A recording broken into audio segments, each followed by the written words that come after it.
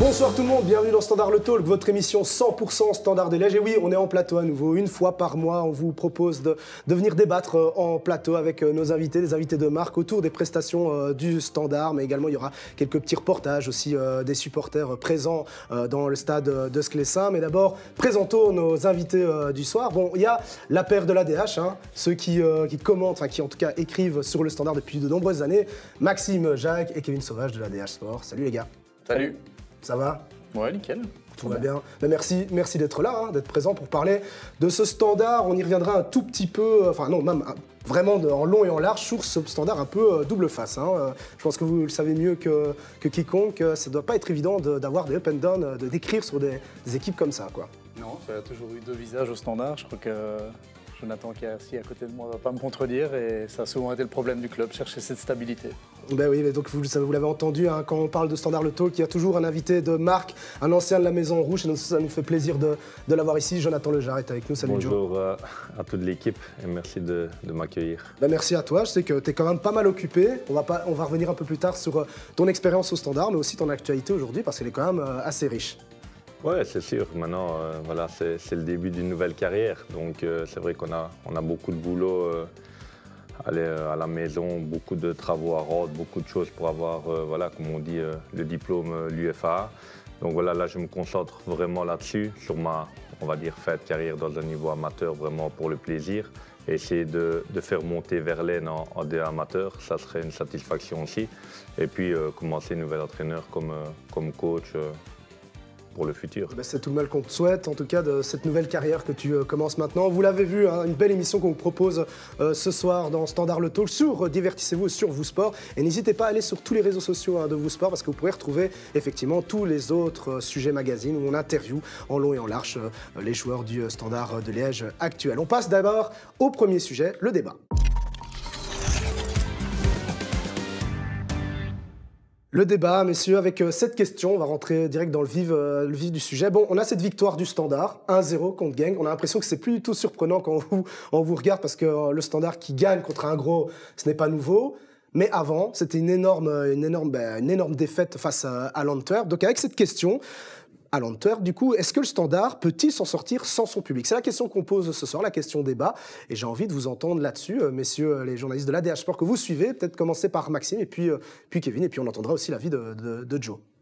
S'en sortir, oui, mais sortir des prestations comme ils le font lors des gros matchs, avec autant d'intensité et un supplément d'âme qui est vraiment apporté par le public, ça ne se produira qu'à Sclessin dans les grands matchs. Maintenant, l'objectif, c'est de pouvoir mettre le curseur plus haut dans les matchs de moindre envergure. Et ça, on l'a vu depuis le début de la saison, c'est pas encore tout à fait le cas. Mais c'est fou, Kevin, parce que quand on regarde un peu à domicile, le Standard, c'est 3 victoires, 3 nuls, 2 défaites. Donc sur 8 matchs, il y a 6 matchs où ils ne perdent pas. Et puis, à l'extérieur, c'est pas forcément non plus trop mauvais, mais il y a quand même une énorme différence. Comment on explique ça ? Ça, je crois que tous les entraîneurs qui sont passés au Standard ont essayé de trouver la réponse à cette question et se sont cassés les dents. Je reviens sur cette victoire face à Genk. Pour moi, c'est la première vraie victoire du Standard cette saison parce qu'il y avait de tout dans ce match-là. Je peux vous dire que contre Bruges et contre Anderlecht, c'est le public surtout qui a été chercher ces 3 points-là. Là, ici, c'est vraiment une victoire aboutie.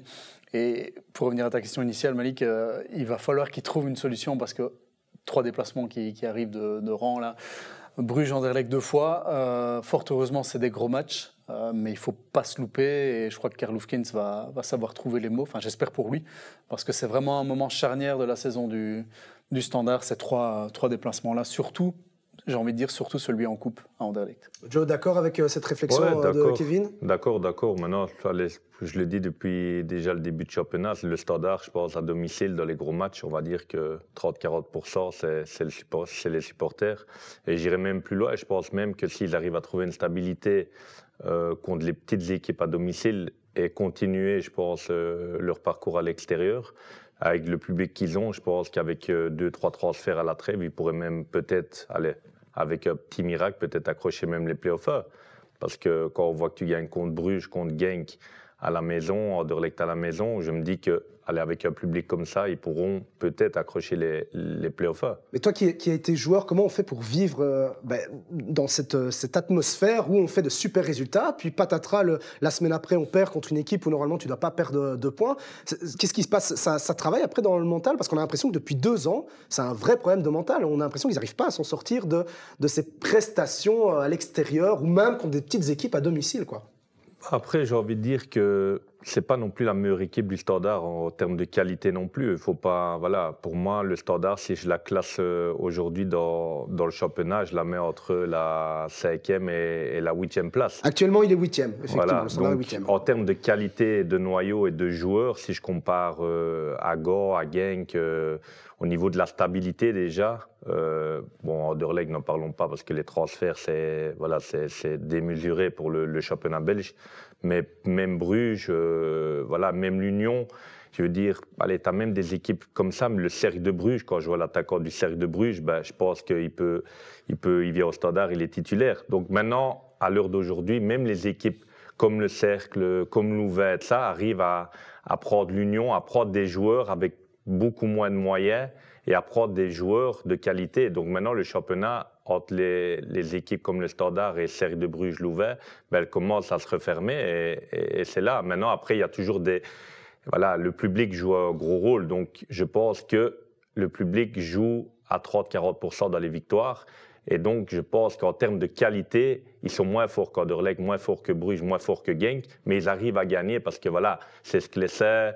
Voilà, quand moi j'ai joué là-bas, même chose, on a gagné Bruges, on a gagné Anderlecht. Donc, les supporters, je pense que c'est vraiment la ferveur et quand les joueurs du Standard jouent à ce que c'est, ils ont un boost énorme et je pense qu'ils surpassent par rapport à leur qualité vraiment. Par rapport aux autres grosses équipes, quoi. Ouais. Et par rapport aux spectateurs neutres, peut-être qu'il y a aussi le fait que ce championnat a plutôt bien évolué, parce qu'on a l'impression que toutes les équipes peuvent se battre, etc., pour prester au plus haut niveau. Si on regarde, par exemple, Kevin, la dernière compo affichée par Karl Hoefkens contre Genk, donc du coup, Djenepo en attaque avec Kanga.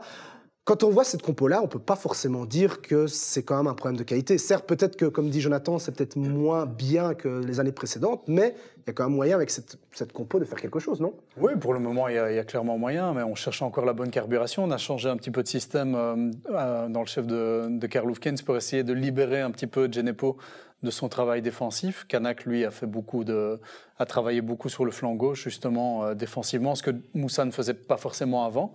D'ailleurs, Nathan Ngoy l'a reconnu clairement après. C'était un petit peu pour libérer Moussa, qui n'a pas encore trouvé, on ne va pas se mentir, la bonne carburation cette saison. Mais il y a clairement de la qualité. Il y a des joueurs qui sont absents aussi, qui étaient absents. On craignait, entre guillemets, un petit peu le pire par rapport à cette rencontre-là face au vice-champion. Mais il y a de quoi essayer de titiller les playoffs. Je dis bien essayer de titiller, comme Jonathan l'a dit. Pour moi, c'est encore entre la 5e et la 8e place actuellement, la place du Standard, qui est dans un processus de reconstruction. On en parlait hors antenne. Malheureusement, ce processus, il se répète un petit peu chaque année, quoi. Oui, Max, c'est vrai, on en parlait. On a l'impression que c'est toujours un peu la même excuse qui revient chaque année, de se dire, bon voilà, on est dans un processus, le travail, c'est un travail qui doit prendre énormément de temps. Mais il y a un moment donné... il manque quelque chose, c'est pas possible, au-delà du processus qui met du temps, quand on a le talent ou peut-être l'envie. Peut-être ça aussi, un manque d'envie, non? Ouais, je pense que c'est tous les symptômes d'une équipe en transition et qui change beaucoup chaque année. Les étés sont très compliqués au Standard, on voit qu'il y a beaucoup de changements. Et si on regarde un petit peu les matchs que le Standard a gagnés, ce qui est intéressant, c'est que c'était contre des grosses équipes, mais c'est des équipes qui étaient venues pour jouer, qui dominaient le match. Et le Standard, lui, ne sait pas être dominant. C'est peut-être pour ça aussi qu'il y a plus de mal à battre Malines ou Westerlo, parce que là, il faut prendre le jeu à son compte, tandis qu'une équipe comme Bruges, Anderlecht ou Genk, elle va venir jouer à Sclessin. Et le Standard, il aime bien les équipes joueuses, et avec son public, on en a parlé. Là, il est capable de vraiment faire la différence. Après, vous en avez pensé quoi de cette équipe de Genk? Moi, j'avais entendu un peu en off certains journalistes qui me disaient... ok, le Standard gagne, mais c'est vraiment pas... Il y en a même un qui disait équipe surcotée depuis le début de l'année. Est-ce que vous êtes d'accord avec ça? C'est peut-être un peu exagéré, mais on n'a pas l'impression que c'était un meilleur visage de Genk aussi. Non, mais ils ont joué combien de matchs cette saison au Genk aussi? Donc il y a ça aussi, c'est une équipe talentueuse, tu peux avoir un OFD.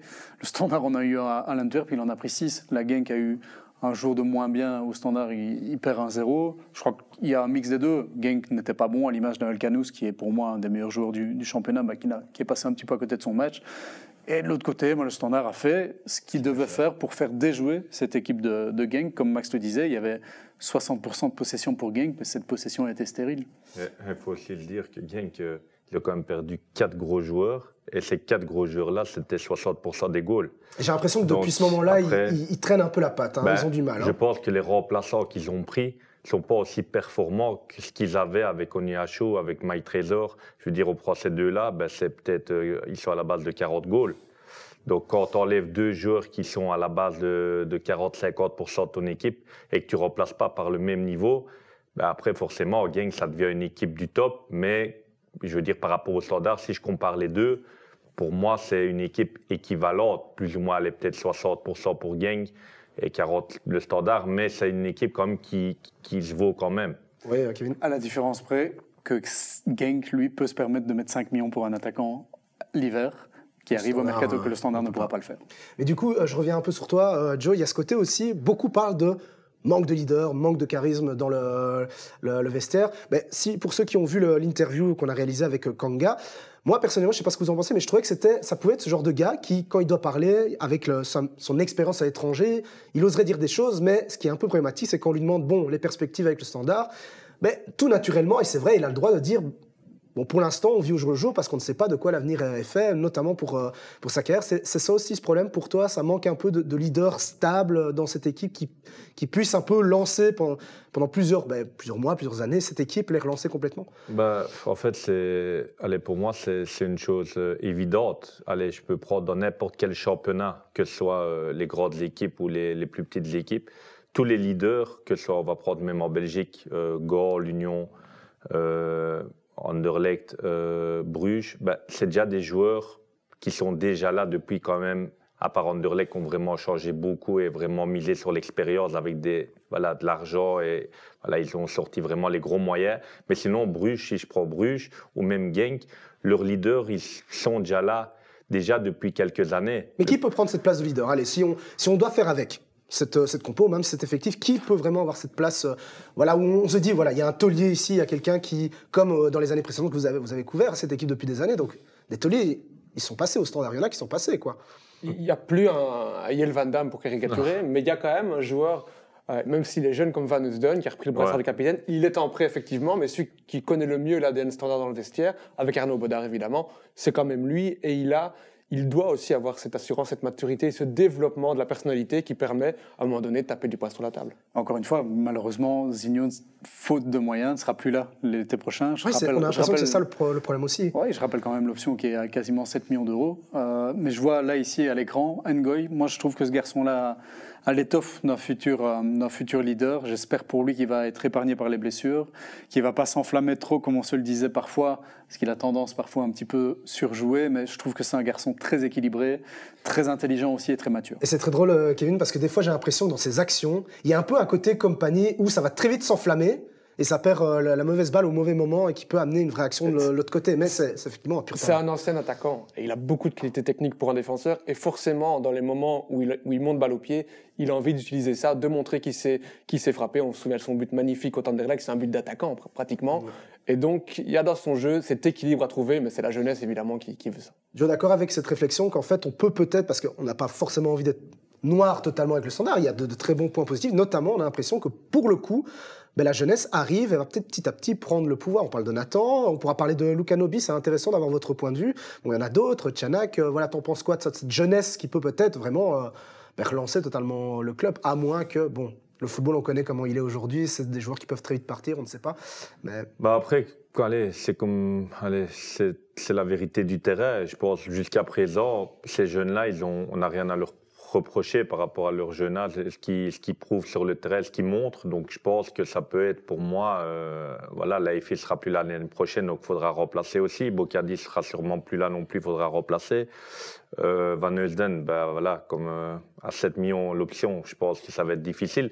Donc ça veut dire que si on veut préparer l'année de transition, comme on dit, ben, je pense que des gens comme Nobi, comme Ngoy, ben, ça peut être à un moment donné une charnière centrale qui pourrait être, ou Ngoy peut être latéral gauche, parce que je pense qu'à une défense à 4, je pense que je ne le mettrais pas central, parce que voilà, c'était un joueur qui a été formé comme attaquant. Donc là, même s'il fait une erreur, il y a quand même encore 2 centraux qui peuvent encore récupérer l'erreur, tandis que s'il joue vraiment dans l'axe à 2 et qu'il fait ça, ben, l'erreur, elle va se payer cash. Donc je pense qu'une défense à 3, ben, là, je pense que c'est son poste, mais une défense à 4, on pourrait avoir un Nobi dans l'axe avec un gars d'expérience et Ngoy sur un côté. Max, justement, tu voulais réagir? Il y a un joueur qui est revenu cet été avec l'ambition d'être le leader, et c'est aussi le rôle qu'on lui a confié, c'est Moussa Djenepo. C'est même sa première conférence de presse, il dit « Je suis là, un guerrier pour le club, mes équipiers sont mes soldats ». Ça, c'est un discours de leader. Mais en disant ça, est-ce qu'il n'en a pas fait un peu trop, en fait, au début? Je l'entends parler tout à l'heure en disant que c'est sur le terrain qu'on voit le joueur qui est capable de le faire, et Kevin l'a dit aussi, les prestations de Moussa Djenepo ne sont pas celles d'un leader pour le moment. Je crois qu'une fois qu'il aura mis un but, il va vraiment se libérer. Tu sens qu'il est en recherche de statistiques. Il est un peu frustré et il sait que ça ne marche pas comme lui le veut. Je crois que c'est quelqu'un de mature par rapport à ses prestations à lui aussi.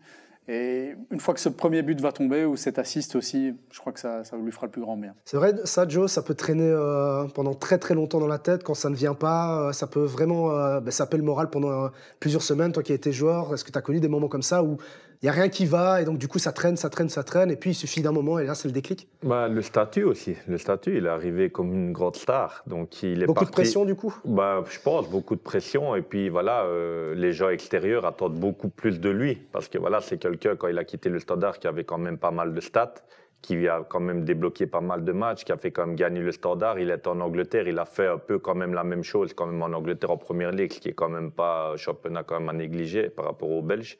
Je pense qu'il est quand même beaucoup plus supérieur. Mais voilà, c'est quelqu'un, comme vous dites, quand il va avoir un match référence avec un goal, 2 assists, je pense que là, on va voir le vrai Djenepo, parce que moi, je l'ai eu quand j'étais au Standard, il était avec moi. Et voilà, en termes de qualité, 1 contre 1, ce qu'il a, je pense que dans le championnat belge, à part peut-être Pencil, Nouza, peut-être de Bruges, et lui, je pense que c'est dans les 3 meilleurs joueurs en 1 contre 1 qui peuvent éliminer et faire la différence. Et on en a parlé juste maintenant de Nathan Ngoy. C'est vrai qu'à nouveau, on l'a interviewé pour notre projet Sujet Magazine sur le Standard Auto. Vous pourrez d'ailleurs retrouver toutes les émissions sur Vous Sport. Mais c'est vrai qu'il a quand même vécu, Kevin, quelque chose d'assez fou, de grosses blessures. Et ça, j'ai l'impression aussi que même malgré le jeune âge, ça forge et ça donne de l'expérience quelque part, ça fait travailler le mental et donc du coup on peut très vite être prêt. Alors on sait toujours que un gamin, il y a une certaine maturité qui arrive un peu plus tard, mais lui, avec ce qu'il a vécu, on peut se dire qu'il est déjà peut-être prêt à prendre ce rôle de leader avec tout ce qu'il a traversé. Oui, il l'a dit lui-même, ce qui m'est arrivé, ça m'a forgé le caractère, évidemment. Quand il revient, il se répète une nouvelle fois, on a longtemps cherché son problème. D'ordre physiologique, je vais dire. On a trouvé, il a été opéré en Finlande avec un spécialiste et aujourd'hui, fort heureusement, ça tient, j'ai envie de dire, ça tient. C'est pour ça que je disais tout à l'heure, on lui souhaite évidemment d'être totalement libéré de ses blessures parce que je suis persuadé qu'il a le potentiel pour être ce taulier au Standard. Il a été repris chez les Diablotins. Je vais même aller plus loin. On cherche toujours pour l'équipe nationale des défenseurs centraux d'avenir. Si tout va bien pour lui, pourquoi pas jouer cette carte-là aussi? Maintenant, c'est encore très loin. Bien sûr. Mais voilà, ça part des prestations accumulées au Standard. Mais même lui est conscient de ça. Je sais que forcément, toujours, on s'emballe parce que c'est vrai qu'on aime bien ça quand on voit des jeunes pépites qui viennent et qui performent, se dire « Ah ben tiens, pourquoi pas l'avenir en équipe nationale ou dans un grand club ?» Mais lui, il a très vite la tête sur les épaules et il dit très vite « Ben voilà, d'abord, prestation au Standard et puis le reste, on verra. » Un autre jeune joueur, ou peut-être qu'on s'enflamme ou pas, ou c'est justifié, c'est Luka Noubi. Alors messieurs, justifié ou pas cette petite enflammade? Je pense que vous avez aussi pas mal écrit sur lui. Bon choix de la part de Karl Hufkens de le lancer comme ça avec une bonne prestation. Est-ce que c'était vraiment entre nous? Est-ce que c'était vraiment risqué d'avoir fait ça? Ça a été un pari gagnant mais risqué, ou alors bon, il y avait rien à craindre quelque part. Que c'était on n'est pas dans la tête du coach, mais est-ce que vraiment quand vous avez vu ce Luka titulaire, est-ce que votre première réaction ça a été ok super ou plutôt qu'est-ce qu'il nous fait là? On parlait d'enflammade. La première réaction c'est il faut pas que lui s'enflamme. Parce que c'est ça le plus gros problème de Luka Noubi, c'est que c'est un très très bon joueur de football, pour un défenseur un peu on a parlé avec Ngoy, techniquement très doué, mais il a tendance à tomber un peu dans la facilité. Et quand il a joué avec le SLC, c'est le principal défaut qu'on lui a reproché, c'est d'être un petit peu trop suffisant. Et c'est vrai que ça, pour un défenseur, c'est un qualificatif qui ne cadre pas vraiment avec le poste. Par contre, on a fait appel 2 fois à lui de manière vraiment précise. C'était à Gand la saison passée et le week-end dernier face à Genk. Il a livré 2 grosses prestations. Si c'est ça le niveau de base de Lukanubi, alors c'est un grand oui. Maintenant, on l'a aussi vu jouer avec le SL16 et là, on voit qu'il y a encore du travail. Ouais, il y a encore du travail. Mais est-ce que c'est pas, Jonathan, aussi un peu... Bon, je vais pas faire le boomer en disant ça, mais est-ce que c'est pas aussi un peu le problème de la jeunesse d'aujourd'hui d'être un peu dans la suffisance? De se dire, ben voilà, Max l'a très bien dit, j'ai fait quand même deux gros matchs, tout devrait rouler finalement. Hein, qu'on me mette sur le terrain, ça devrait bien se passer. Et il y a peut-être quelque chose, il l'a dit au SL16, un manque d'envie parce que maintenant on a goûté, on a goûté à l'équipe première, entre guillemets. Bah, c'est sûr que celui-là qui a goûté l'équipe première, et à mon avis, le match contre Gand, comme ils en parlent, c'est que ça a été un des meilleurs sûrement sur le terrain contre Gand. Et donc, après, inconsciemment, te dire j'ai les qualités pour jouer parce que j'ai prouvé que je pouvais être titulaire au Standard en D1 et puis de me retrouver avec les SL16. Donc voilà, c'est toujours un peu le problème des jeunes maintenant, c'est qu'ils pensent peut-être trop vite arriver et que des fois, c'est peut-être important de se donner peut-être à 100% et d'être vraiment concentré, vraiment, même en SL16, autant qu'avec l'équipe première. Mais dans ces cas-là, toi qui a été joueur, qui a été même taulier dans tes équipes, hein, avec l'âge, etc., tu disais quoi, ces jeunes qui prestaient très bien? Est-ce que tu leur parlais un peu? Tu leur disais, bon voilà, c'est bien ce que tu fais, mais mollo, calme, tout va bien pour toi, faut pas trop s'enflammer? Ou tu laissais tout simplement place à leur, on va dire, à leur engouement? Après, le problème, c'est que le football moderne, maintenant, c'est devenu, les agents, la presse, tout ça, je veux dire, ça peut... ça peut vraiment monter à la tête pour certaines personnes. Attention, il y a deux bons journalistes ici. Mais c'est pas leur travail que je remets en cause. Ça, c'est par rapport aux joueurs. Dès qu'on parle, qu'on fait 2 pages dans le journal sur un joueur et qu'on le met en avant, t'es jeune, t'as joué, et puis les agents, continue comme ça, on va te mettre là-bas, donc continue, t'as envie d'aller. Donc forcément, inconsciemment, dans la tête d'un jeune joueur, il se voit déjà peut-être arriver très haut et qui en fait au final il est encore nulle part. Ça vous est déjà arrivé, vous messieurs, d'avoir, que ce soit pour le Standard ou peut-être pour un autre article sur d'autres joueurs, d'autres équipes, peut-être rester sur le Standard, mais des jeunes ou des joueurs qui, dans leur discussion avec vous, dans leur interview, vous vous sentiez en disant waouh, le mec est déjà un peu, je sais pas où il est, mais il pense plus haut que ce qu'il n'est, quoi. Faut citer des noms. Si t'as envie. Non, mais oui, c'est déjà arrivé, clairement. Maintenant, je crois que les jeunes sont de plus en plus préparer aussi au niveau avec tout ce que ça implique, comme Jonathan l'a dit aussi, c'est-à-dire tout ce qui gravite autour. On prépare quand même au Standard aussi les jeunes au monde de la presse, à faire attention. On les préserve énormément au Standard. Ça, c'est le rôle d'Olivier Smets, que je tiens à souligner quand même, parce qu'un jeune joueur ne va pas être jeté sur le devant de la scène directement, on va le préserver, vraiment faire attention. Mais c'est vrai qu'en plus, je te coupe 2 secondes, mais c'est vrai que ils peuvent aussi très vite partir en live, en fait, dans l'interview. Et c'est vrai que c'est là le rôle d'Olivier est quand même très important. Et il le fait, je pense, de manière très très bonne, en fait. Il arrive un peu à combiner le truc et bien voir que tout se mette bien, quoi. C'est vraiment cette protection, comme tu le disais, quoi. Oui, c'est important de leur faire comprendre que justement, c'est pas parce que tu fais un bon match que tu as peut-être 8 sur 10 dans le journal, parce qu'il ne faut pas se mentir, c'est une des premières choses que les joueurs, surtout les jeunes, font, c'est de regarder. Que tu es arrivé, comme Jonathan l'a dit, il y a beaucoup de paramètres. Et alors, je crois que pour Lukanubi, pour revenir à lui, ce qui est le plus important à gérer aussi, ça va être la frustration d'une éventuelle non-titularisation, par exemple à Bruges. C'est de revenir avec le SL16 en Challenger Pro League. C'est quand même pas l'ancien championnat de réserve comme quand Jonah était là. C'est un vrai championnat compétitif. Et comme Karl Hufkens l'a dit, s'il a bien presté face à Genk, c'est parce qu'il a 10, 12, 13 matchs titulaires en Challenger Pro League. Donc là, il faudra vraiment bien faire le switch et le suivre aussi au niveau du staff technique. D'autant plus qu'on en a connu des histoires dans le foot moderne, dans le foot international, de jeunes joueurs lancés au niveau pro et qui puis après disparaissent. On pourrait en citer tellement, des joueurs qu'on disait de grands talents et qui au final ont été trop vite exposés. C'était un peu la cata. Tu parlais justement du banc, enfin je veux dire le fait d'être sur le banc. Autre cas, est-ce qu'on peut dire un cas difficile à gérer quand on sait comment il a presté la saison passée, un des hommes forts l'année passée, c'est William Balikwisha. Comment vous voyez cette gestion de Karl Hufkens?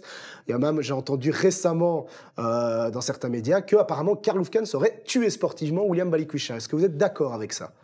Non. Non, pas du tout.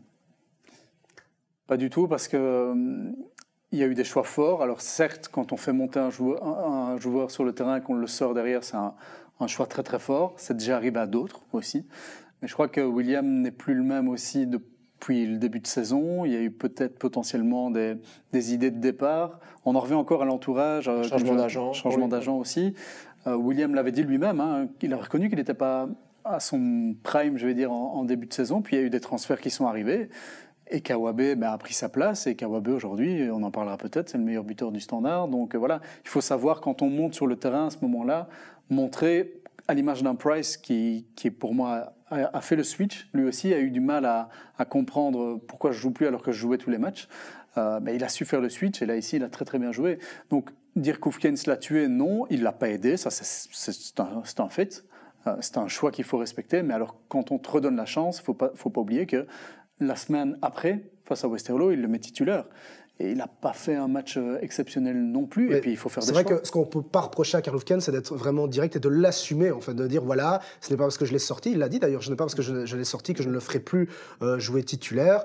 Mais quand même, Jonathan, allez, moi j'avoue, ça me rend un peu triste quand on sait, et qu'on parle souvent que ce sont des belles histoires, quand on sait que le gamin, il vient de très loin, il a souvent été mis sur le côté, il a enfin pu percer sous Ronny Della et de pouvoir se mettre, montrer son talent, mais on a l'impression que c'est repartir à zéro, là, quelque part, entre guillemets.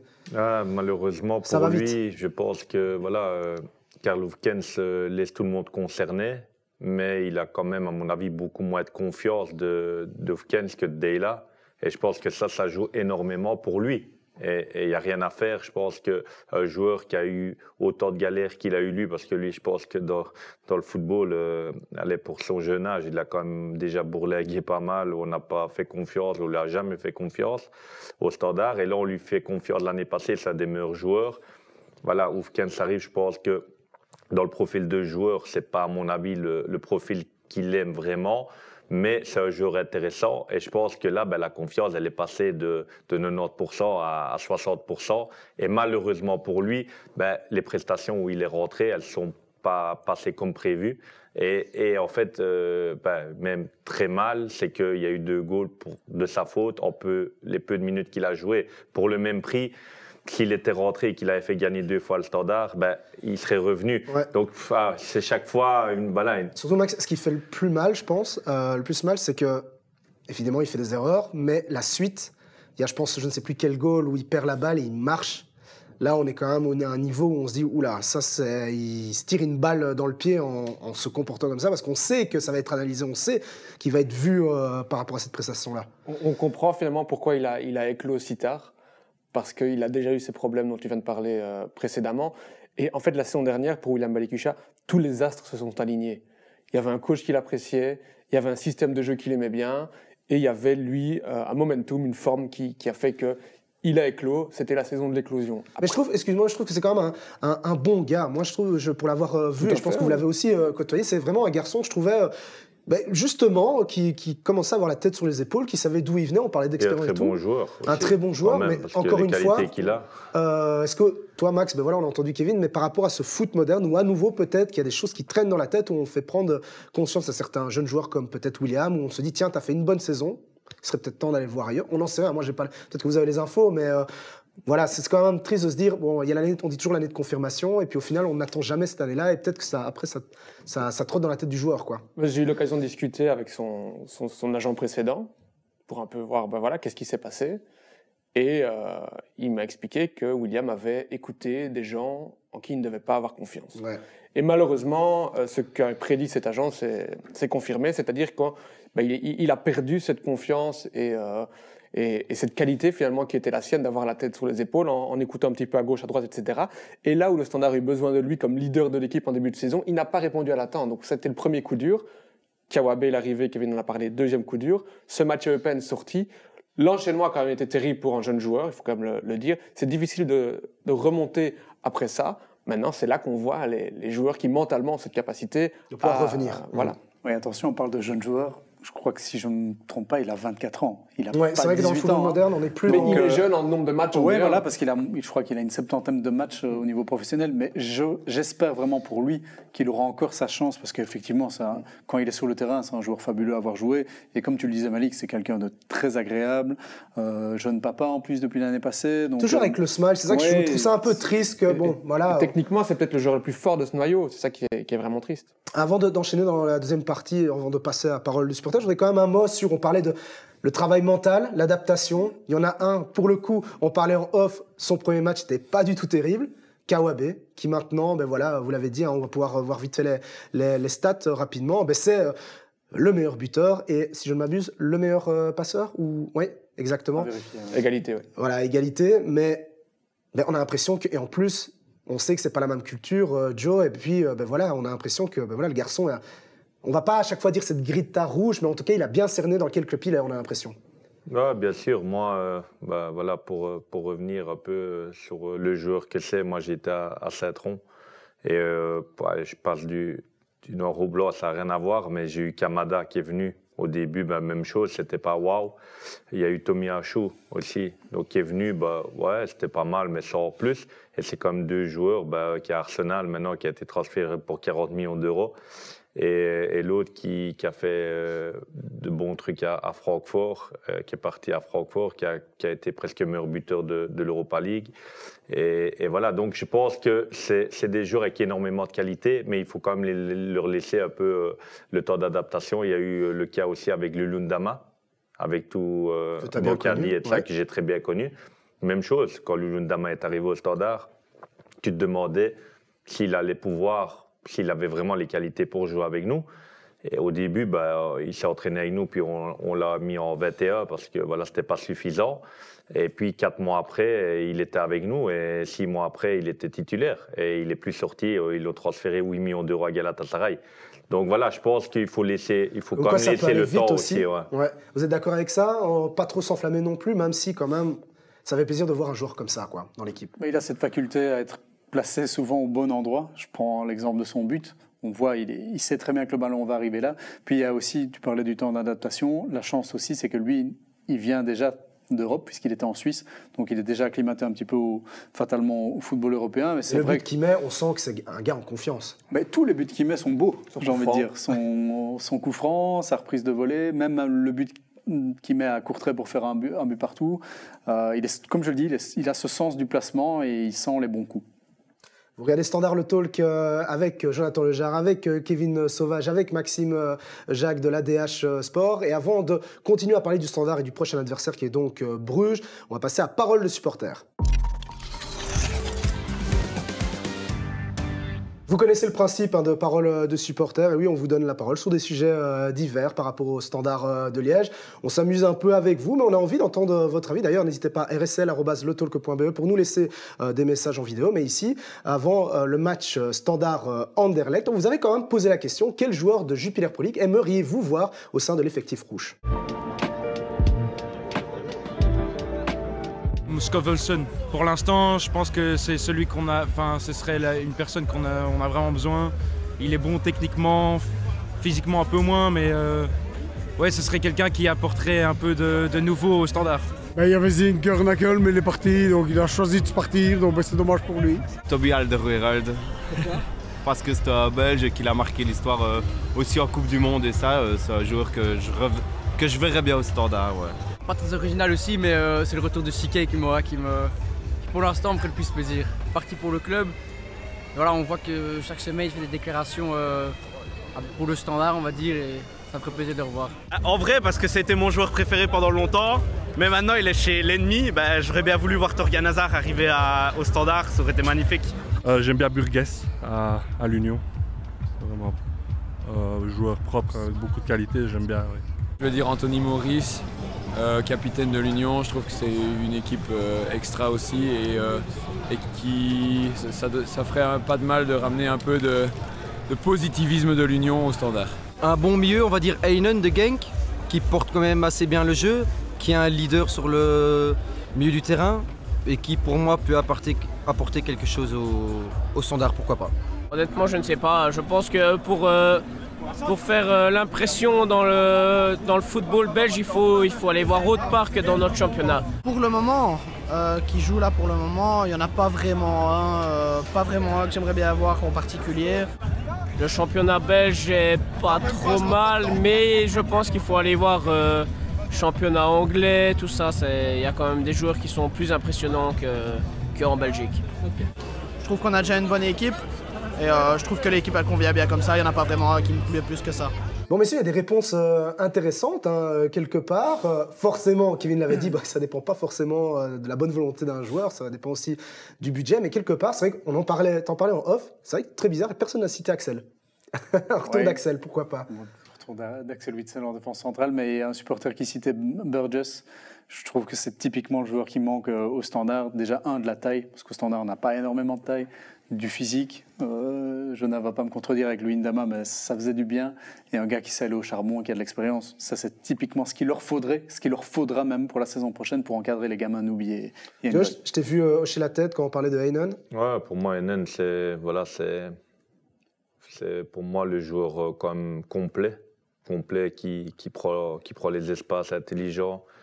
Allez, je trouve que c'est un peu un mix de Van Aken avec... je sais pas, je dirais avec un peu Alzate, enfin un peu un mix des deux. Donc je trouve vraiment, pour moi, Heinen, c'est vraiment un joueur dans le football moderne qui est vraiment intéressant. Bon, Max, avant de lancer la séquence sur Joe aussi, un petit avis. Bon, effectivement, on a le droit de rêver, les supporters ont le droit de rêver, mais voilà, il y a quand même des profils intéressants qui ont été cités. Ouais, moi j'irais chercher un profil qu'il n'y a pas au Standard, c'est-à-dire un arrière-gauche. Un joueur comme Kayembe Agag n'a pas joué le week-end dernier. C'est typiquement le genre de joueur que je verrais bien sur le flanc gauche du Standard. C'était surprenant quand même la réponse sur Anthony Maurice. Enfin, je veux dire, quel message adressé un peu à Baudard. J'ai pas l'impression que c'est une priorité. Enfin, en tout cas, quand on entend peut-être le joueur qui manquerait au sein de l'effectif, je ne sais pas si c'est le gardien qu'il faut changer automatiquement. C'est plus un fan de Maurice qu'un anti-Baudard, je crois. C'est ça. Mais après, maintenant, Anthony Maurice, je trouve quand même que... Très bon. En termes de qualité, moi j'ai pu partager quelques mois avec lui à Malines. Et en termes de jeu au pied, sur sa ligne et tout, je pense qu'en Belgique, à mon avis, ça doit être le meilleur gardien, à mon avis, du championnat belge. En termes de qualité, je parle vraiment pur. Je pense que c'est le meilleur gardien de Belgique. On parlait de force mentale. La tête sur les épaules. Voilà. Et puis même, après tout ce qu'il a traversé, nous on l'a connu 3e au Standard. 2 ligaments croisés. 2 ligaments croisés, la force mentale, savoir faire un step down, voire même 2, pour rebondir aujourd'hui. Et rien que pour lui, on a envie que... On aurait aimé que l'Union soit champion, rien que pour lui, j'ai envie de dire. Ouais, peut-être un bon exemple d'être bien entouré, en fait, face à des moments difficiles. On va arriver sur toi, Joe, ton histoire avec le football rouge. C'est tout de suite, c'est le rouge du soir avec Jonathan Lejar. Bon, Joe, ta carrière au Standard, elle est quand même malgré tout importante. On sait, et j'ai pas envie de faire mal aux supporters qui nous regardent, mais c'est vrai que voilà, quand on parle de Jonathan Lejar, on doit évoquer cette période mauve, mais quelque part, il y avait quand même cette belle période au Standard, plus d'une 30aine de matchs. Avec le recul, t'en gardes quoi de cette expérience rouge ? Magnifique, magnifique, parce que voilà, je suis revenu dans le club de mon cœur. Le club tu peux le dire que c'était la meilleure ambiance, etc. Ouais, ça, ils le savent depuis longtemps. Je pense qu'il n'y a pas de débat, enfin, il y a pas de débat là-dessus. Je pense que les supporters du Standard sont les meilleurs, et ça, il n'y a pas photo avec les autres. Mais voilà, mon passage au Standard, c'est un peu une histoire un peu qui est arrivée un peu de nulle part. Et elle s'est concrétisée et j'ai pu jouer pour le club de mon cœur, le club qui m'a lancé, je veux dire, dans les jeunes, qui est venu me chercher quand j'avais 9 ans. Donc avec qui j'ai pu partager avec Christophe Launois, que j'ai eu longtemps, Mario Inorato, Tcherniatinski, qui s'occupait des attaquants. Donc voilà, ça a été ça a été 6 ans, vraiment pur bonheur, avec des bons coachs, avec des gens comme Kevin Miralas, Pocognoli, Jordan Remacle, Régis Goreux. Donc voilà, c'est tous des gars qui ont réussi. Et voilà, on a eu des magnifiques résultats. On a été 3-4 fois champion de Belgique dans les catégories de jeunes. On a gagné tous les tournois internationaux, que ce soit contre le Real, Barcelone, tout ça, on était quand même là. Donc ça prouvait quand même qu'on était... Une équipe solide. Voilà, équipe solide. Et puis mon retour en pro, voilà, dommage que je suis revenu, que mon arrivée au Standard a été suivie par Christophe Orotet. Je pense qu'il m'a fait un peu que j'ai pas eu le nombre de matchs que j'aurais dû vraiment avoir. C'est ton plus grand regret de cette expérience rouge ? C'est de ne pas pouvoir pu apporter vraiment à des moments. Et j'ai eu aussi des coachs qui m'ont même appelé en me disant voilà, Jonathan, tu connais l'histoire, tu sais ce qui se passe. voilà, si tu n'es pas là aujourd'hui, ce n'est pas spécialement à cause de moi. Je ne citerai pas les noms des coachs. Mais en tout cas, allez, à un moment donné, j'ai eu quand même ces coachs-là qui sont venus me trouver personnellement en me disant ben voilà, tu mériterais d'être sur le terrain, mais tu n'es pas parce que c'est comme ça. Donc je savais très bien pourquoi.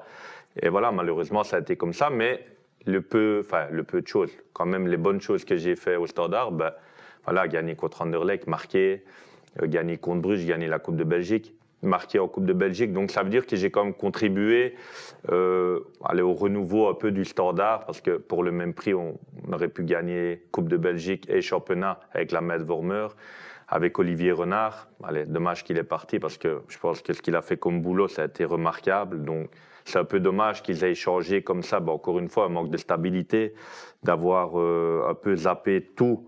Il y a quelque chose qui se mettait quand même qui se mettait en place parce que tu gagnes la Coupe de Belgique, tu es presque champion et tu fais des transferts. Allez, Luyendama, Djenepo, Razvan Marin, Chemirot, Leifis, Orlando Sa, Belfodil, Knockhart. Je veux dire, ça, c'est tous des joueurs qu'Olivier Renard a été chercher, qu'ils ont pu revendre beaucoup plus cher, et tu avais vraiment une vraie équipe. Je veux dire, donc il ne manquait pas grand-chose pour accrocher vraiment des 3-4 premières places.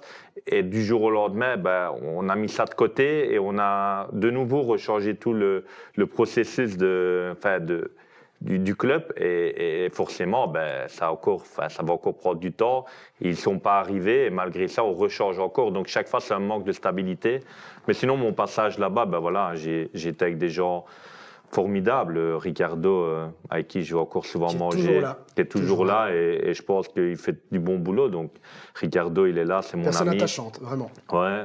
Puis il y a Olivier Smith, le gars de la presse, Sacha Phaeton, qui était là, qui déjà quand j'étais là. Donc il y a quand même encore des gens, Ludo, le kiné, qui est toujours de bonne humeur. Voilà. Donc je pense qu'on a partagé des bons moments là-bas et pour moi ça a été une grosse satisfaction et de pouvoir jouer là-bas et de pouvoir comme gagner comme trophée avec eux. Max, Kevin, un avis du coup sur ce passage de Jonathan Legare au Standard. On a quand même l'impression que Jonathan fait partie un peu de ces joueurs dont on a oublié que finalement, pour les supporters rouges, c'est quand même quelqu'un qui est passé pour les supporters rouges dans un club le plus grand ennemi du Standard de Liège, mais finalement tout le monde, quand on parle de Jonathan Legare, tout le monde retient que du positif. C'était un peu le cas pour vous aussi, si vous deviez un peu donner votre avis sur ce passage de Jonathan. Son passage au Standard, son retour. Moi, je retiens ce but qu'il a mis face à Anderlecht et la joie qui en a découlé. C'était un gamin de 15 ans qui réalisait son rêve. Je crois que tu ne me contrediras pas. C'était beau à voir parce qu'il avait trimé quand même pour revenir là où il en était. Il revenait quand même de très loin. Et effectivement, je crois que c'est le seul peut-être mauve-rouge que les supporters ont entre guillemets pardonné. Pourquoi ? Parce qu'il a toujours été entier. Même quand il était à Anderlecht, Jonathan a toujours été droit dans ses bottes. Et puis il l'a dit après son passage à Anderlecht, puisqu'il ne pouvait pas le dire une fois là-bas. Donc, le Standard a toujours été le club de son cœur. Puis on lui a peut-être aussi, certainement pas donné aussi sa chance à l'époque. Il y a des choix qui ont été posés. Et puis il est revenu à une période malheureusement un petit peu néfaste dans l'histoire du Standard. C'était peut-être pas le meilleur moment pour revenir, mais il a quand même su, comme il l'a dit, gagner un trophée. Ouais. Même, c'est vrai, Maxime, malgré son retour un peu difficile, on a quand même l'impression, c'est un peu le même, j'ai l'impression la même rengaine avec Jelle Van Damme, où en fait, ce que les supporters du Standard adoraient, c'est ce côté justement personnage entier, vrai, prêt à tout donner pour le club, en fait. C'est ça que les supporters demandent, peut-être, et qui manque peut-être aujourd'hui. Oui, on discutait tout à l'heure peut-être du manque de leader dans une équipe. Je pense qu'il est l'exemple parfait du genre de joueur que l'équipe, l'encadrement et les supporters aiment voir venir, parce qu'on sait très bien à quel point il va donner tout à 110% et à quel point l'attachement pour le club, c'est pas juste un joueur en prêt ou un joueur qui passe, c'est un joueur qui a vraiment le blason tatoué sur le corps. Mais du coup, tu as eu quand même des moments de doute en te disant est-ce que c'est une bonne idée de repartir là au Standard en sachant que ma grande histoire aussi, Anderlecht, etc. Est-ce que tu y as pensé ou pas du tout? C'était quand même comme un aboutissement, il fallait y aller. Ah non, pour moi c'était clair. C'était là où je voulais aller. Il faut savoir, quand je suis revenu au Standard, j'avais le plus petit salaire du club. Donc ça aussi, c'est aussi des sacrifices aussi à faire en se disant que tu arrives avec un nom ou 2 ans avant ça, tu aurais pu avoir peut-être le plus meilleur salaire de Belgique et puis tu te retrouves avec le plus petit salaire de Belgique presque pour un jour confirmé. Donc voilà, c'est moi qui ai pris le pari et je me suis dit que j'ai les qualités sont là. Et après, malheureusement, voilà, il y a eu des trucs extra-sportifs qui m'ont freiné. Mais malgré ça, j'ai quand même eu le soutien de gens dans le club. Par exemple, un entraîneur comme José Jeunechamp me disait, Joe, parce que des fois, il prenait les joueurs qui ne jouaient pas, il me dit, je ne comprends pas pourquoi tu n'es pas là, tu dois être sur le terrain. Quand je vois ta mentalité, tes entraînements et tout, même chose avec Stéphane Guidi, même chose, des fois il venait, il me disait la même chose. Jankovic, même chose, il me disait continue, il m'a même mis capitaine 2 matchs en amicaux. Donc, je veux dire, ça a été dur mentalement de te dire ok, on me dit des bonnes choses, mais le concret ne suit pas. Non, parce que j'ai connu des choses beaucoup plus dures que ça. Je veux dire, ça c'est un petit détail. C'est un petit détail. Maintenant, ce qui est frustrant, c'est que tu vois ton équipe qui est pas bien et tu peux pas les aider. C'est ça qui est un peu embêtant, c'est que tu es là, tu donnes le maximum, tu es performant. Quand tu joues, voilà, je me souviendrai quand j'ai commencé à jouer, j'ai été élu, je pense après. C'est avec moi, les premiers matchs que j'ai pu jouer, j'ai été élu homme du mois. Donc, les supporters, ils ne mentent pas. Ils ne vont pas m'élire homme du mois si je ne suis pas bon. Et malgré ça, des fois, pendant 4 matchs, je n'étais pas dans le groupe. Donc, c'est incompréhensible. Donc, c'est ça qui est frustrant. C'est que tu ne peux pas aider ton club de cœur et ton équipe pour des gens qui sont dans le club ou un peu à côté du club. Et du coup, tu as connu quand même... pas mal de gens au Standard, une histoire complètement différente d'aujourd'hui. Justement, ce nouveau Standard, version, on va dire, américaine, est-ce que, quand tu as appris ça, tu t'es dit, est-ce que ça t'a plu pour se relancer ou tu t'es quand même vraiment posé des questions en disant, mais où part mon club, en fait? Où ils vont, là? Parce que... Après, il faut se rendre à l'évidence que tous les clubs, c'est comme ça. Donc, à un moment donné, on n'a pas le choix. À un moment donné, c'est l'argent qui prend le dessus, malheureusement. Et à l'heure d'aujourd'hui, quelqu'un qui peut acheter un club 40-50 millions d'euros en Belgique, un Belge avec la mentalité Standard, je ne sais pas si c'est si facile que ça de trouver. Maintenant, j'aurais espéré peut-être avoir un duo Lucien-Fournieri. Je pense que là, ça aurait peut-être pu retrouver le Standard peut-être des années précédentes. Mais sinon, voilà, il faut faire avec et voilà, il faut juste qu'ils se disent on ne fonctionne pas comme les autres clubs. Le Standard, c'est le Standard. On trouve une stabilité. On recommence à construire. On met des jeunes et on essaye de renforcer chaque année pour essayer de les amener au haut niveau, dans les 4 premiers, dans les 3 ans. Mais pour ça, voilà, c'est déjà mal parti parce que, comme je disais, l'AFI ne sera plus là l'année prochaine. Bocadi, Van Heusden, Alzate, Kanga. Donc, ça veut dire déjà, tu as déjà presque 6-7 titulaires l'année prochaine qui ne vont plus être là. Donc, c'est déjà maintenant qu'il faut déjà préparer. Mais si chaque année, ils font ça, c'est chaque fois, en fait, un pari. En fait. Bon, après, il y a un exemple qui fonctionne bien, mais à mon avis, messieurs, vous me direz qu'on n'est pas dans la même galaxie. C'est cette équipe de l'Union qui, cette année, a perdu plus de la moitié de son équipe et qui a réussi à recruter intelligemment. Bon, vous allez me dire, là, ils ont peut-être des gens très solides derrière qui savent la suite du scouting. Et des moyens. Mais c'est vrai que Jonathan disait un truc, Max, qui était intéressant, c'est que pour revenir sur les supporters, et vous l'avez vécu aussi, vu que vous avez vu un peu tous les différents standards, les supporters aujourd'hui se posent beaucoup de questions. Mais je me souviens qu'à l'époque, il y avait aussi beaucoup de questions à l'époque de Jonathan en disant mais où est-ce qu'on va? Alors qu'on oublie que je crois qu'on était dans une période où quand même, ils étaient quand même à 2 doigts de prendre un titre, quoi. Ouais, c'est tout le paradoxe du football, hein, c'est que quand on a terminé une saison premier et que la saison d'après on fait 3e, c'est une mauvaise saison. Mais quand on était 13e ou 14e comme l'an passé et qu'on fait 3e, c'est une très bonne saison. Donc c'est toujours l'émotion du football qui doit parler. Et c'est vrai que le fait d'avoir non seulement des leaders sur le terrain, mais un encadrement qui est lié au club, qui a l'ADN et qui est supporter, c'est important aussi parce que ce qui fait vivre le club, surtout au Standard, c'est l'émotion et la passion. Jonathan, pour terminer un peu cette partie, parce qu'effectivement, c'est vrai que tu as un peu tout dit. Il y a quelque chose que tu voudrais rajouter par rapport à ce standard aujourd'hui? Est-ce que ton plus grand souhait par rapport à ce standard-là, qu'est-ce que tu souhaiterais le plus? Parce qu'on sait que tu es quand même fort attaché encore à ce club, à cette région, etc. Qu'est-ce que tu souhaiterais le plus? J'imagine de la stabilité. Ouais, de la stabilité et les revoir en haut de l'affiche. Et voilà, et que les SL16 aussi, avec mon ami Régis Goreux, qui a repris la tête des SL16, voilà, qui puisse les sauver. Et comme ça, ça pourra aussi amener aussi du niveau pour préparer les jeunes pour l'équipe première, parce que ça, c'est aussi important. S'ils peuvent jouer avec en DEB pour préparer, donc c'est bien. Donc voilà, mes 2 souhaits, ce serait de retrouver le Standard avec 3-4 bons transferts en janvier et qu'ils soient en play-off et que les CL16 se sauvent pour la saison prochaine. Il te parle encore, Réginal? Il était quoi, surpris de finalement de ce changement de fonction, et au final on a l'impression, quand on voit ça, peut-être que Kevin après pourrait réagir là-dessus, on se dit mais pourquoi ça n'a pas été fait plus tôt? Peut-être qu'on s'enflamme, hein, mais parce que là pour l'instant il y a de très bons matchs, mais on a l'impression que lui il y a quelque chose avec ces jeunes. Après, c'est quelqu'un qui a beaucoup de personnalité, donc avec lui, et pareil avec moi, on est un peu les mêmes. Je pense que j'ai beaucoup de charisme, beaucoup de caractère comme lui, et en fait, tu vas comme ça et pas comme ça. Donc, et je pense qu'avec des jeunes, à l'heure d'aujourd'hui, c'est la rigueur, c'est pour moi, être à l'heure, c'est pour tout le monde la même chose. Quand tu donnes une consigne, c'est respecter les consignes. Tu peux être le meilleur joueur, le moins bon joueur. Allez, moi, j'ai connu des joueurs au Standard, j'aurais pas mis une pièce sur eux. Et maintenant, je prends le gars, allez, pas par rapport à ses qualités, par rapport à ce que j'ai vu à Hugo Kuipers. Hugo Kuipers, on n'a jamais parlé, jamais. Il est venu avec nous. Je me suis dit, ça va, correct, mais je vois pas, pour moi, il va pas faire carrière. Mais il a bouleté, il a rien dit. On l'a envoyé à l'Olympiakos dans un bourbier. Là, on l'a prêté en 3e division, en 2e division. Et au final, maintenant, c'est peut-être le meilleur attaquant belge qu'on a dans notre championnat.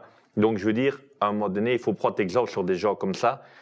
Et Régis, je pense, c'est ce qu'il va pouvoir amener au Standard, au SL16. Ça veut dire qu'ils vont marcher droit et tous ensemble, ils vont aller vers l'avant. Et avec lui, ça va être comme ça. Et le travail, il paye. Avec lui, ils vont travailler. Même avant, ils travaillaient sûrement.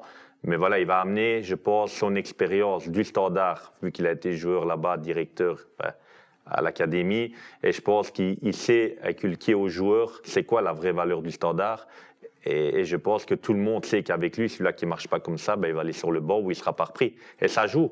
Ça joue. Oui, Joe, Kevin en parlait, il y a ce côté très, on va dire, très strict, mais en même temps, c'est ce qu'il faut aujourd'hui. Et c'est vrai que pour l'avoir un peu rencontré, le gars, faut pas l'ennuyer, quoi. On a l'impression que c'est tu suis ou tu suis pas, mais voilà, prends ta décision, mais ce sera pas avec nous si tu suis pas, quoi. Ouais, après, voilà, moi je le connais depuis maintenant presque 30 ans, donc moi je le connais très bien. Mais après, voilà, c'est comme ça qu'il faut être. Il faut être comme ça, surtout avec des jeunes. À l'heure d'aujourd'hui, les jeunes, c'est pas facile. Une autre mentalité, hein. C'est une autre mentalité. Et maintenant, je veux dire, il n'y a que des jeunes. Moi, à mon époque, quand même Régie a commencé, c'était 95% de vieux. Enfin, moyenne d'âge était entre 27 et 30. Maintenant, dans son équipe, c'est la moyenne d'âge, c'est 17-18. Donc, voilà, ça change totalement. Et je pense qu'avec des jeunes comme ça, il faut mettre une ligne de conduite. Et si jamais tu ne suis pas la ligne de conduite, tu vas un peu à droite, voilà. Tu iras en dehors, tu iras dans la tribune, tu iras regarder tes copains à qui tu as manqué de respect. Parce que pour moi, tu es une famille. Et quand on te demande d'arriver à 8h, tu arrives à 8h moins quart, tu n'arrives pas à 8h15. Et pour moi, c'est comme ça. Et quand tu demandes, voilà, je te demande. Pas droit au quart d'heure académique, non? Non, parce que sinon, alors, il n'y a plus de règles. Alors, l'autre, il dit qu'il il arrive à un quart d'heure. Ouais. Donc, je pense que les règles, elles sont pour tout le monde. Et les consignes, même chose sur le terrain. Ils demandent quelque chose de précis. Si tu ne respectes pas, je ne dis pas qu'il va plus te faire commencer, mais il va te l'expliquer, il va te le montrer. Si tu dis oui, j'ai compris et que tu ne le refais pas, tu iras sur le banc. Et je pense que ça fait partie un peu de sa philosophie et de sa mentalité. Et c'est la mentalité qu'il faut avoir. Ouais, c'est sûr. On suivra de très très près ces prestations du SL16, hein, forcément avec vous, messieurs, dans vos journaux de la DH Sport. On enchaîne très rapidement le dernier chapitre de ce soir. Déjà, hein, messieurs, on a passé une bonne soirée et on va parler de Bruges, le camp adverse. Alors Max, avant de te donner la parole, je recontextualise un peu le club de Bruges, 7e, 23 points, 27 buts marqués, 15 buts encaissés. Au niveau de la forme, donc c'est un 23 sur 45. On peut peut-être afficher directement maintenant le dernier 11 aligné. Pour toi Max, à quoi on doit s'attendre du côté de Bruges à domicile face au Standard, selon toi? À une grosse pression d'entrée de jeu. Il ne faut pas oublier qu'il y a quelques semaines seulement, Bruges a été battu au Standard par le Standard. Dans le contexte qu'on connaît, avec le retour de Ronny Deila. Un certain Zinkernagel a aussi été sifflé. Je pense que tous les deux seront revanchards, mais pas seulement eux deux. Toute l'équipe le sera. Et je pense que l'exemple de l'Antwerp a bien montré aux Brugeois qu'avec un premier quart d'heure démoniaque, il pouvait faire très mal à cette équipe du Standard. D'accord avec ça, Joe, à quoi on doit s'attendre de ce club de Bruges? Ouais, Bruges, on connaît, hein. On sait bien là-bas comment c'est, donc je pense que voilà, la pression, elle sera intense depuis le début et les supporters ont quand même aussi un rôle là-bas. Ils jouent quand même un rôle avec leur équipe, donc je pense que ça va être un match compliqué, parce que je me souviens, j'avais été voir le match aller. Ils prennent un goal dans les dernières minutes et je pense que, au vu de la deuxième mi-temps, ils auraient pu repartir avec un point. Bruges et ils ont été battus. Donc je pense qu'ils vont être revanchards et en même temps, c'est quand même une très bonne équipe chez eux, c'est quand même solide. Oui, c'est vrai, Kevin, parce que c'est vrai que vous l'avez vécu aussi. Hein. On parle souvent de l'ambiance de Sclessin, mais attention, il faut aller au Jan Bredelin et de jouer contre un public brugeois très très chaud et cette équipe qui forcément est suivie par ses supporters aussi, quoi. Le plus dur là-bas, c'est d'être arbitre, je crois.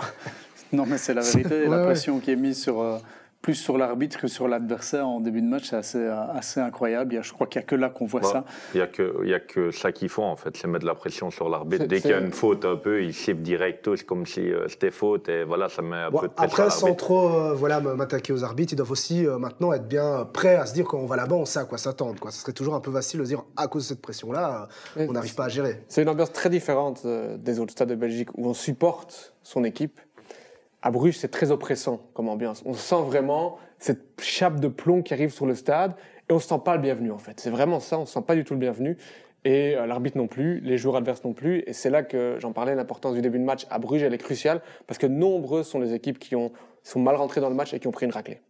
Kevin, à quel joueur on doit être attentif dans cet effectif? On a vu le 11, mais s'il y a peut-être quelqu'un du banc, quel est selon toi le joueur plutôt dangereux, même si c'est toujours compliqué, un match n'est pas l'autre, mais si tu devais ressortir un joueur? Ils ont énormément de joueurs de qualité. Moi, j'aime beaucoup Nouza. Je trouve que ce joueur-là a des qualités fantastiques. Au-dessus de la moyenne, il va partir pour un petit paquet d'argent. Scovolson aussi. Scovolson, pourquoi il n'a pas joué? Sans doute ménager, j'imagine. Il y a Coupe d'Europe aussi pour Bruges qui va à Besiktas. Bruges qui est déjà qualifié. Qui fait un bon parcours européen aussi. Qui fait un bon parcours. Et Bruges qui a soufflé un gros ouf de soulagement à Louvain. Je crois que s'il n'y avait pas eu de victoire là-bas, ça aurait été très très tendu pour Ronny Deila. Ça aurait peut-être pu être la fin, selon toi, même avoir l'avis de Max après? En cas de défaite à Louvain, je crois qu'on ne lui aurait pas pardonné un faux pas face au Standard. En tout cas, ça c'est sûr. D'accord avec ça, Max? Tout à fait. Je pense que même s'il y a défaite dimanche face au Standard, ce sera très compliqué pour lui de rester coach. Comment vous voyez ce match finalement? Bon, c'est toujours compliqué de faire toujours un petit prono, mais allez, on va jouer un peu à ça. Vous voyez quoi comme prono? Quel serait le meilleur résultat? Vous allez peut-être me dire un match nul pour le Standard, ça serait peut-être l'idéal. Ou pas prendre une casquette aussi? J'ai envie de voir des buts. Oui, non, mais du côté du Standard, on espère. De voir un 2-2 ou un 3-3, un match un peu fou. Comme on en a déjà connu, on a connu le 4-4 deux fois de suite, pas de suite, mais en 2007 et en 2018, donc pourquoi pas, 2-2, 3-3. 0-6, comme le revanche d'Anvers, non? Mais pas 6-0. Non, vaudrait mieux éviter ça. Mais en plus, c'est vrai que quand on regarde les dernières confrontations, les 5 dernières confrontations, tu l'as dit très justement, cette victoire du Standard, 2-1, puis juste avant, le Bruges l'emporte 2-0. Ensuite, c'est un 3-0 pour le Standard, puis Standard-Bruges 2-2, puis Bruges-Standard 2-2. Donc, c'est toujours des matchs où il y a des goals, en tout cas. Voilà. Pareil, quel type de score, Max? Moi, je vois 4-0 ou 0-1, pas d'entre-deux. Ah oui, ok, donc une grosse catastrophe. 1-3, moi. 1-3, mais c'est ça que j'aime chez Joe, c'est le positif, la positivité. Non, mais et donc, pour terminer, voilà... Comment le Standard doit se comporter? Est-ce que, quelles sont leurs armes? Sur quoi ils doivent jouer pour terminer un peu cette émission, Joe? Pour moi, comme ils ont fait contre Genk, déjà, pour moi, je pense c'est une référence quand même contre Genk. Le retour, peut-être la deuxième mi-temps d'Anderlecht. Donc, ils ont quand même prouvé. La première mi-temps contre Bruges, elle a été très bonne. La deuxième mi-temps, ils auraient pu reculer. Donc, reculant, voilà, tu t'exposes quand même à prendre des ballons dans le rectangle. Donc, forcément, ils seront plus sortis. Ils ont marqué un goal à la fin. Mais je pense qu'ils doivent se rabattre sur ce qu'ils ont fait de bien contre les grosses équipes et pouvoir montrer et avoir la confiance de montrer ce qu'ils ont fait de bien, qu'ils pourraient le refaire et ils doivent le refaire maintenant et confirmer aussi à l'extérieur contre une grosse équipe. C'est sur ces belles paroles qu'on va terminer cette émission. Merci beaucoup, messieurs, d'être venus ce soir dans Standard Le Talk. C'était assez sympa de discuter avec vous. On n'a pas vu l'heure passer, même si le réal ici va me dire « Ah, t'aurais dû rester sur 1 heure ». Mais bon, quand on a tellement de choses à dire et c'est toujours intéressant de vous écouter qu'on n'a pas envie de vous arrêter. Merci beaucoup, Maxime et Kevin de l'ADH Sport. Et n'hésitez pas, n'arrêtez pas d'aller lire leurs articles parce qu'ils sont, comme d'habitude, très précis, très tranchés. Donc c'est toujours un plaisir de vous lire, messieurs. Merci à vous. Merci et vous beaucoup, venez merci. quand vous voulez. Hein. Avec plaisir.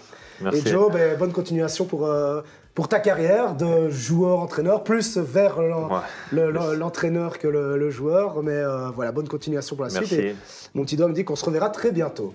J'espère. Hein. Merci à vous trois de m'avoir accueilli. C'était un bon moment. Plaisir partagé. Merci à vous de nous avoir suivis ce soir sur Divertissez-vous et sur Vous Sport. Et je vous donne rendez-vous la semaine prochaine avec cette fois-ci une émission magazine où vous aurez l'opportunité de découvrir un peu plus l'histoire d'un joueur. C'est Merveille Bocadi. Ciao, ciao, à la semaine prochaine.